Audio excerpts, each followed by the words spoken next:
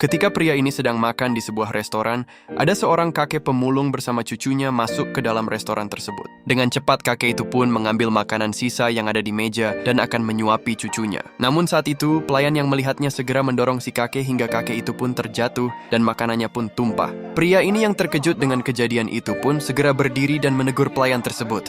"Apa yang kamu lakukan? Kenapa kamu sangat kasar kepada mereka?" Dengan sombongnya pelayan itu berkata, "Orang miskin ini dengan seenaknya masuk dan mengambil makanan di meja, sementara kakek dan cucunya membereskan makanan yang berserakan di lantai." Pria itu pun berkata, "Apakah makanan sisa itu mau kamu makan sendiri? Sekarang cepat buatkan makanan untuk mereka, biar aku yang membayar." Setelah pelayan itu pergi membuatkan makanan, pria itu pun membangunkan si kakek dan cucunya dan mengajaknya duduk di kursi.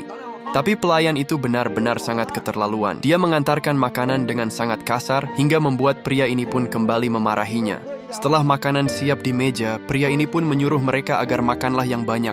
Betapa baiknya pria ini, meskipun tidak kenal dengan mereka. Dan meskipun mereka kotor, tapi pria ini tanpa merasa jijik makan bersama mereka. Dan ketika kakek itu akan mengambil minuman di karungnya, pria ini pun menyuruh kakek agar minuman itu untuk nanti saja di jalan. Kemudian pria ini pun memesankan 2 botol minuman untuk mereka. Kakek pun makan sambil terharu, karena hari ini dia bertemu dengan orang yang sangat baik dan bisa melihat cucunya makan enak. Sang kakek pun menangis sambil terus melihat cucunya yang sangat menikmati makanan itu. Karena pria ini harus pergi, dia pun menyuruh kakek dan cucunya itu agar makan yang banyak sementara dia akan membayar. Tak hanya membayarkan makanannya, pria ini pun meninggalkan uang untuk makan kakek dan cucunya selama beberapa bulan ke depan. Dia pun menegur pelayan restoran itu agar tidak merendahkan orang lain.